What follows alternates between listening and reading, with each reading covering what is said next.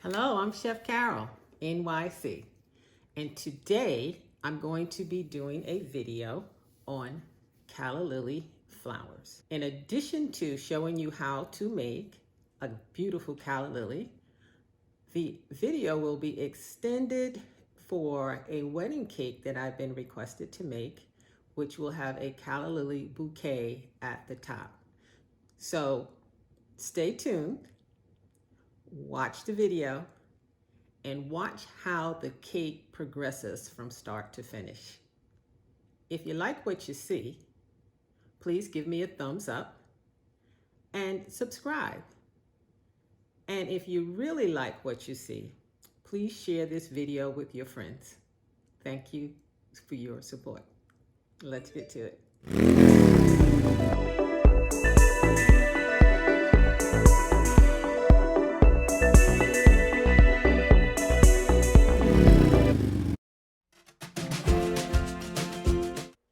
Like any recipe, you want to make sure you have all of the ingredients you need to get started. First, I'm going to have my gum paste. Break off just a small amount. And I am kneading it. And the reason that you do this is to make sure that any dried pieces are eliminated and that it's soft enough to be rolled out. I'm dusting my mat. I'm taking my roller and I'm going to be using the Forever ring that is 1/8 of an inch.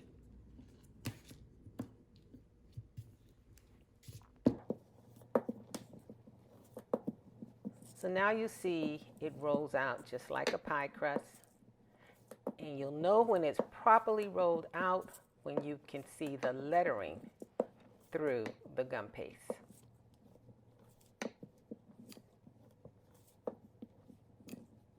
The Forever ring will allow what you're rolling out to never get thinner than the actual ring. I'm using my cutters. I rolled out enough to make 2 petals. I'm firmly pressing them into the gum paste, and I am now carefully removing the excess gum paste away from the cutters. These cutters allow me to have 2 nicely shaped petals that will be the basis for my Calla Lily. I'm dusting my mold because I want to imprint the petal with markings, leaf markings, making it look a little more real. I'm dusting the cup that will hold the petal, and this is to keep the petal from sticking to the cup once it's dried. I'm very firmly pressing in the petal into the mold. I'm using my firm pad to remove it. And I'm using a ball tool to very carefully go around the edge to thin out the petal and to also create that shape of life. If you'll notice, petals aren't always smooth all the way around, and neither are petals in nature. I'm taking my dusted petal former.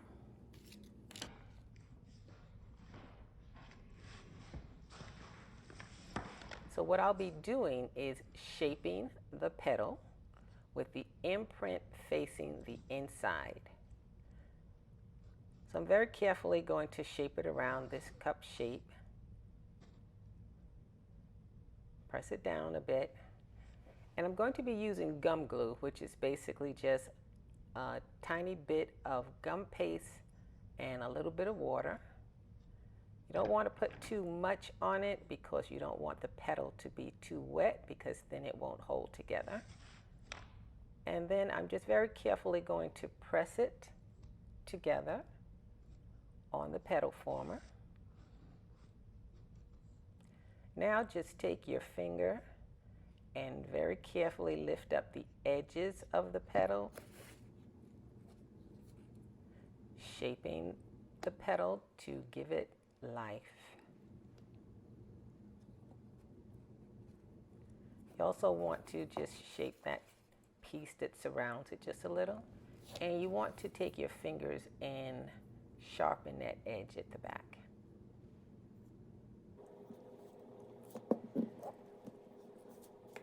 For making the calyx, I have prepared green gum paste, which I've colored with gel colors. Once again, I'm using my Forever rings on my fondant roller. I'm going to cut out several leaves from this. I have already prepared in my mind what I want the design to look like, because this is actually going to be the topper to my cake. So I'm using my leaf former and I'm firmly pressing. So you notice I give it a little bit of a shake to make it cut all the way through. And I'm able to do several leaves at one time. The leaves will actually be a very big part of my cake topper design.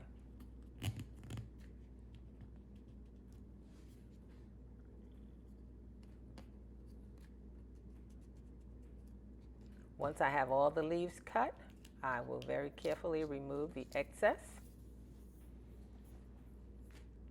Now I'm taking my petal former. I'm dusting my leaves to keep them from sticking to the petal former. Once again, I'm putting veining lines on my petals. Lift it up very carefully and just put it to the side. So you'll do this veining process for all of your leaves. Now that we've veined all our leaves, I'm going to put in more veining lines. So I'm using one of the fondant tools to create that line down the middle. So just take it and very carefully pull it straight down. Remember, we've already imprinted it with veining lines. Now I'm taking my ball tool and I'm going around the edge of the leaf. And notice how that leaf just comes alive. I will do this to all of the leaves shown and a few more that I'll cut out. But basically the process will be the same for all of your leaves. This method of rolling is something that you may need to practice. But I guarantee that once you get it, you'll be so pleased with your results that you'll want to do it all the time.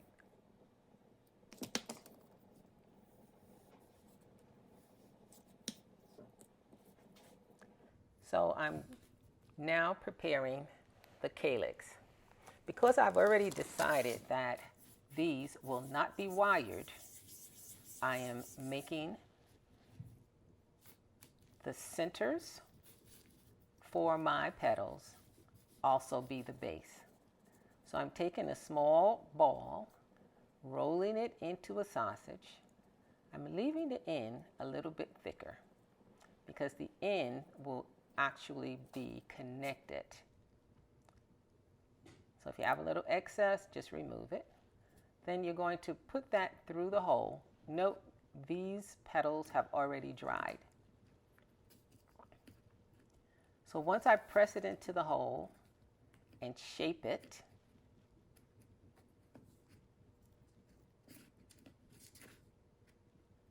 I'm going to lift it and get a little bit of gum glue, and the bottom of the petal will have created a line. I'm just going to take the gum glue and put it right in there, press it back onto the petal, and let it dry. So here I have my leaves and my petals, and I'm going to start using some color dust to color them up. So I'm starting with the calla lily, and I'm going to take a yellow color and color it in close to the bottom of the petal and form it up toward the top. This yellow is supposed to be the pollen from our center. So notice I'm just shaping it up according to the shape of the inner paddocks.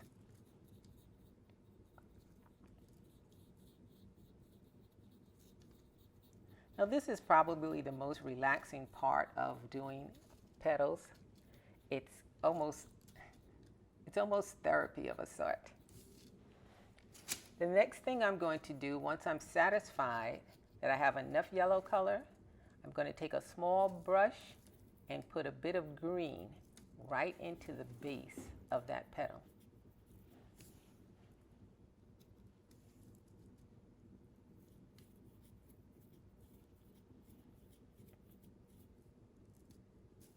Nice. The next thing I'm going to do is use that same green right under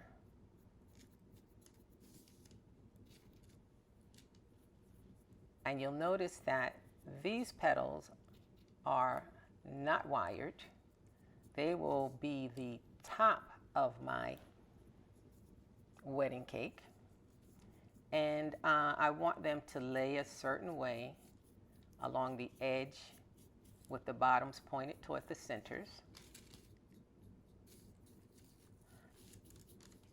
Now, one of the ways that you decide what to do with your cake and how many flowers you need, and note, always make extra because they will break every now and then, and you don't want to have a cake waiting and all of a sudden you have to start making petals again because they take a few hours to dry. So always have a little extra. It doesn't hurt. So notice that I'm letting the color start to lighten as I brush it toward the tip of the stem. I started out using a darker green right at the base, and now I'm using a lime green, pulling it toward the top of the petal.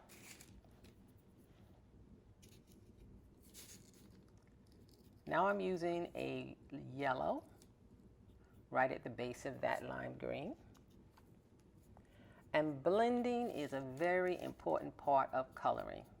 So make sure that as you're brushing, you're blending so that there's no distinct separation between the colors. It will look as if they formed naturally.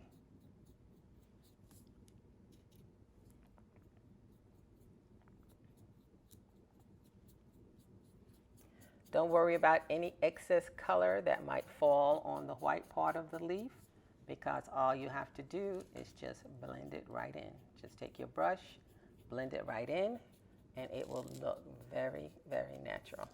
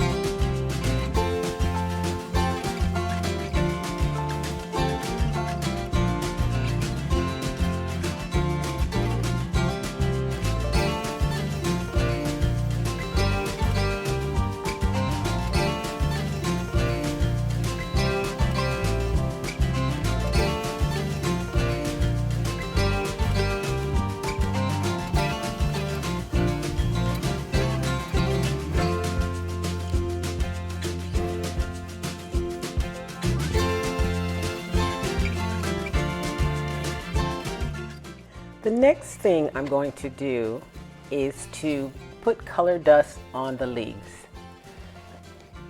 So I'm starting with a darker color, and I'm just going to take that color and go down that center vein that I put into the leaf.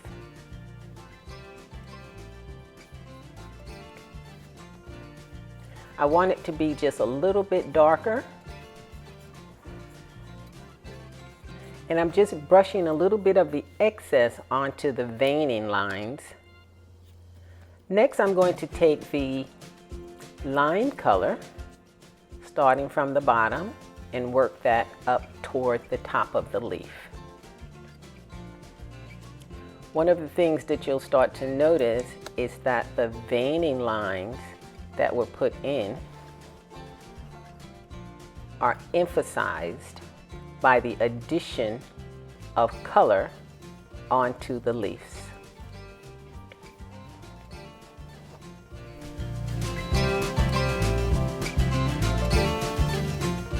As with the leaves, whatever you do to the front, you have to do to the back. So I'm very carefully going to color each leaf. And one of the things that you'll notice is that the leaves have a shape of movement to them. This came about because of the rolling of the edges of the leaves that we did before they dried. This helps to make a more realistic presentation when they're actually placed onto the cake. For my wedding cake, I've actually decided that these leaves will go in between each of the calla lilies, and it will form a bouquet at the top.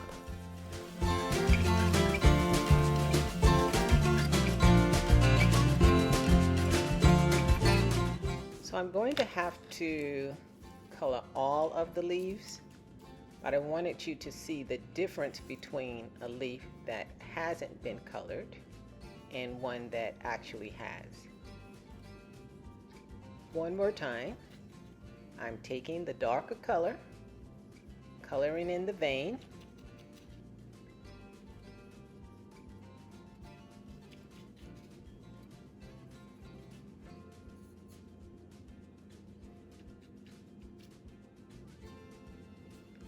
all of the impressions that we made originally. As I brush a little bit of that color over the leaf, you'll see those veins start to pop out of the leaf.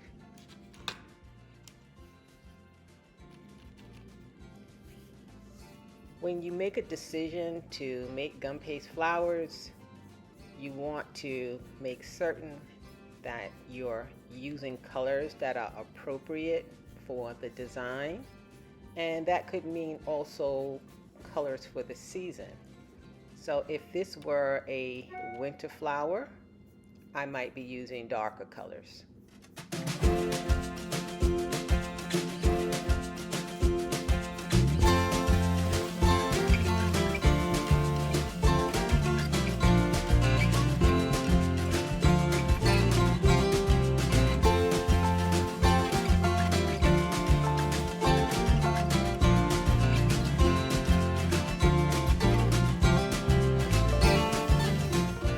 Here I'm using just a little shimmer dust to just highlight all of the colors.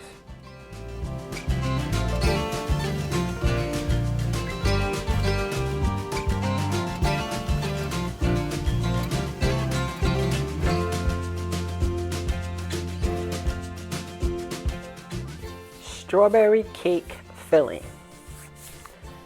To make this filling, I'm going to use a pound of strawberries, a half a cup of white sugar, 2 tablespoons of cornstarch, a tablespoon of lemon juice, a cup of water, and 1/8 of a teaspoon of salt. I'm going to start by washing, cleaning, and hulling the strawberries, and I'm just going to cut them into equal sized pieces. The strawberries are being placed into a saucepan, and to that I'm going to add half of the water,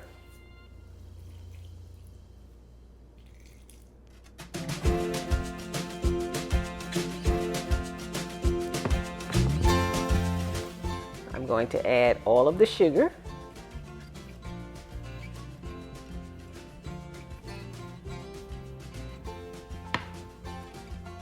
I'm adding in the lemon juice and the salt. So I'm just going to mix this up together, and then I'm going to place this on medium heat until the sugar is dissolved and the strawberries have cooked evenly.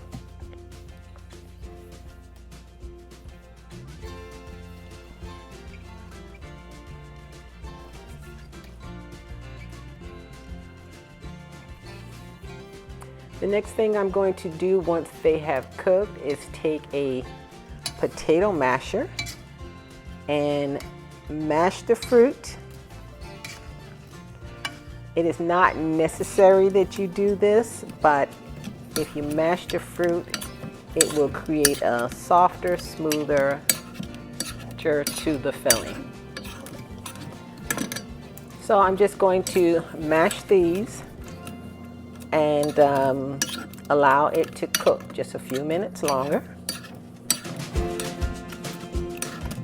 So I'm going to continue to cook it on medium until the mixture thickens and looks glossy. The color will change from an opaque to a bright red. I'm going to take the balance of the water and mix it with the cornstarch.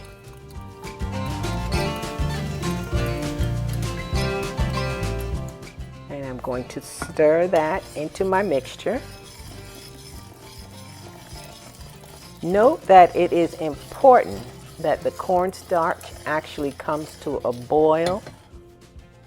Only then will it go from opaque to a transparent glossy sheen. So your cornstarch has to be cooked. When it's glossy enough and you can wipe down the spoon with your finger, you know that the filling is done. Decorators buttercream icing. For this recipe, I'm using a 6-quart mixer, adding to that 1 pound of unsalted butter softened, 8 ounces of solid vegetable shortening, 1.5 teaspoons of extract, vanilla, lemon, or almond, 1 teaspoon of salt, 3 pounds of confectioner's sugar, 3 tablespoons of meringue powder, and 4.5 fluid ounces of water, milk, or heavy cream.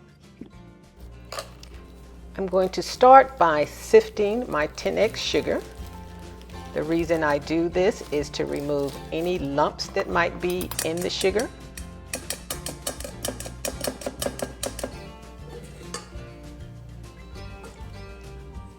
I have the shortening in my mixer. I'm going to add to that the softened butter.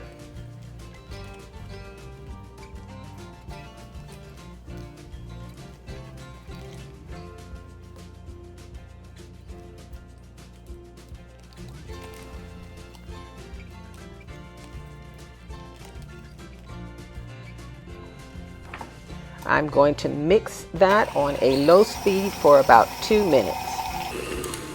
Then I'm going to mix it on the next highest speed for 3 minutes to fully incorporate the butter. I am going to scrape down my bowl to make sure that anything that was on the sides gets to be part of the mix. Next, I'm going to return the mixer to low speed.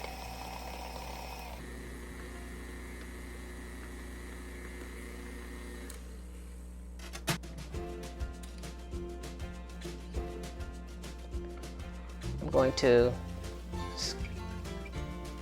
add in my vanilla.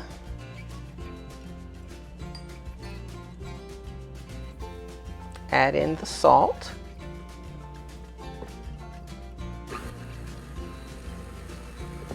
mix that on a low speed.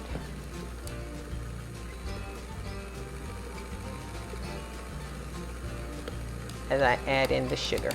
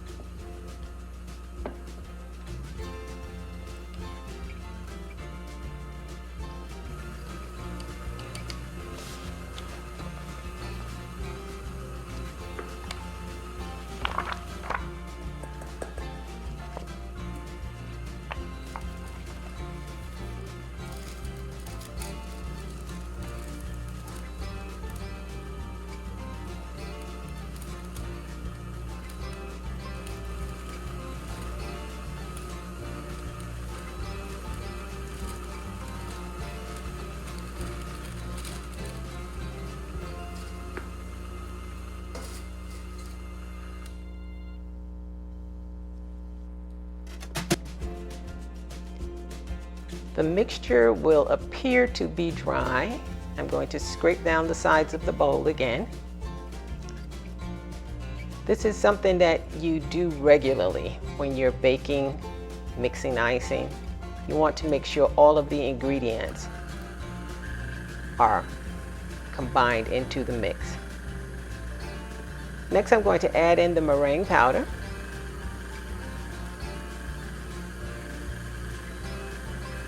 The meringue powder helps to stabilize the icing.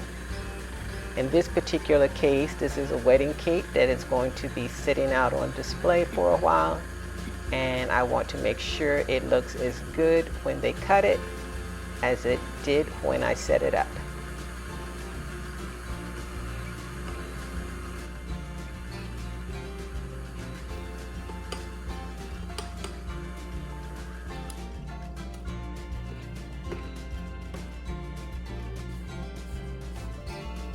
Once again, I'm scraping down the side of the bowl. Now I'm going to add in the liquid. I'm using a heavy cream for this one.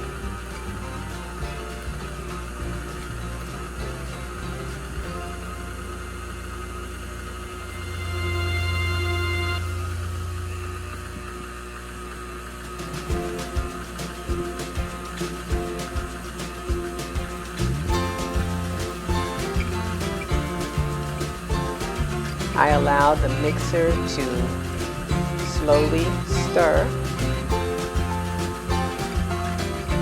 and incorporate all of the cream.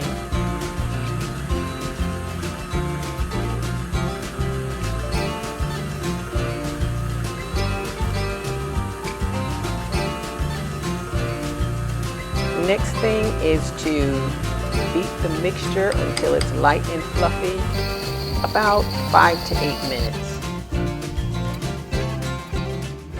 Once the buttercream is made, just cover the bowl with a damp cloth to keep it from drying out. The wedding cake is white, so I've used a white cake mix. Whatever you use is only important to the taste that you want. You just need 2 layers that are equal in size and 2 additional layers if you're going to make it a tier. What I have here are called bake even strips. You soak these in water. These just happen to be by Wilton. You soak these in water, and once they've absorbed enough water, you actually just take your fingers and run it down the length of the strip to squeeze the water out. Bake even strips are perfect for cake baking because it prevents the cake from having that mound on the top. So for this cake, I'm going to have 2 bottom layers 10 inches and 2 top layers of 6 inches. I prepare the pans by using a flour and oil spray. I've already cut my parchment circles to fit the bottom of the pan. So you would spray the bottom, put the parchment circle on top. I'm going to do that for each one of the pans.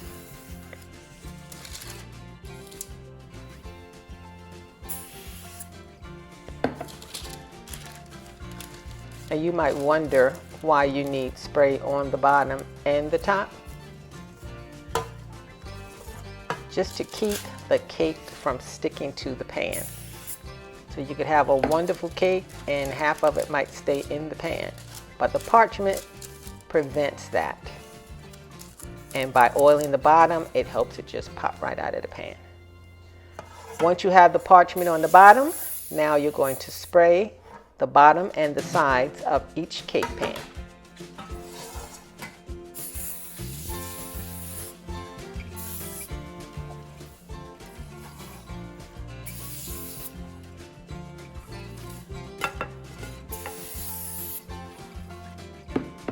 And I'm just going to take my bake even strips now. I've squeezed the water out, as I said, by running the length of the strip between two fingers. And as you can see, these have a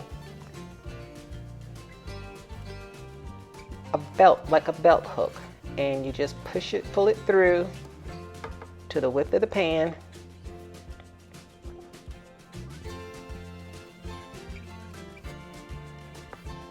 Pull it up, and this pan is now ready to receive the cake batter. I will do that for all of the pans. Whenever I bake a cake, I make it a point to sift all of my ingredients.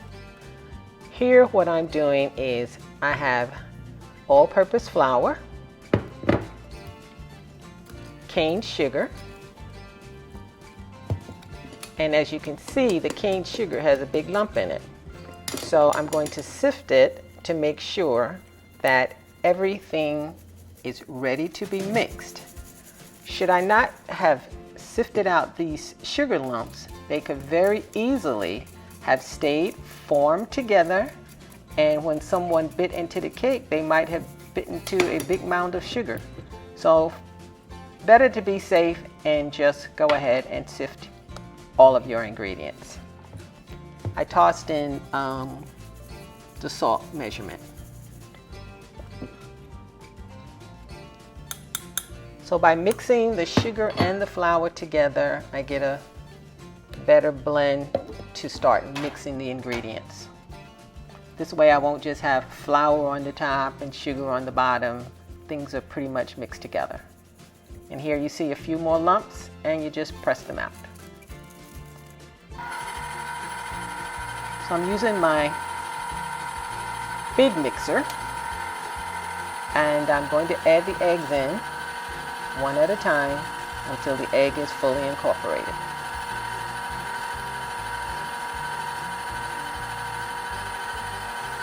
So right now I'm mixing the eggs, the sugar, the flour, and the salt.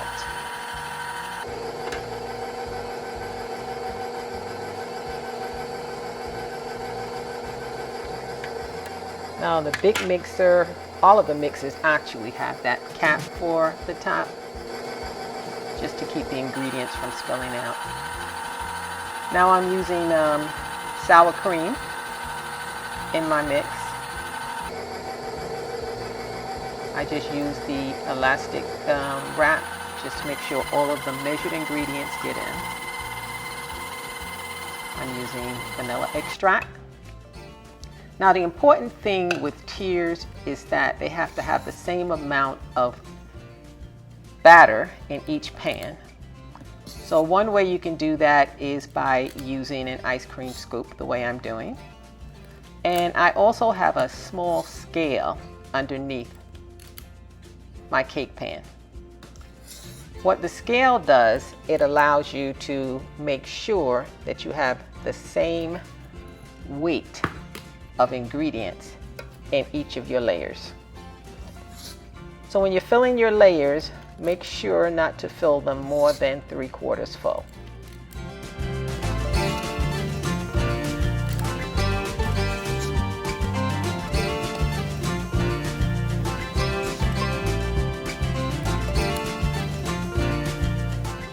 I'm just banging these on the counter a bit. As you can see, there's some tiny bubbles that are coming to the top, and those bubbles just keep the cake from having holes in it. So as you can see, the bake even strips have kept the cakes level.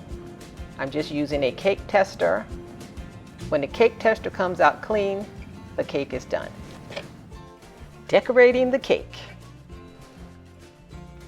This cake has been iced 3 times. It has been crumb coated, and then 3 additional layers of icing have been added to it. What I'm doing now is I'm adding a bead of icing around the base of the cake in order to prepare it to receive the design that is going on the bottom. I've decided to use white candy beads that will simulate white pearls. So it's very important that this bead of icing be placed on the cake in order for the cake to receive it. The icing on the cake has crusted because between each icing layer, the cake is placed in the refrigerator so that the icing can crust. The crusting of the icing will be very important in the final step of smoothing the cake. So it's important that I tell you now that that is what happened before. Each layer of the cake, or each tier of this cake, is treated as a separate cake. In the middle of this cake, I've placed bubble straws, and the bubble straws are to prevent the top tier from sinking into the cake. So here I have the pearls completely around the bottom of the first tier. The cake is now ready to receive the top tier. The top tier will be treated exactly the same. The only difference is once the top tier is placed on, I will be using a bamboo stake to hold the cake to the bottom. Imperfections that you saw on each layer were smoothed out by using a fondant smoother and Viva towels. Each layer is used in an iron motion to smooth out any imperfections in the icing. A good trick to have in your catalog.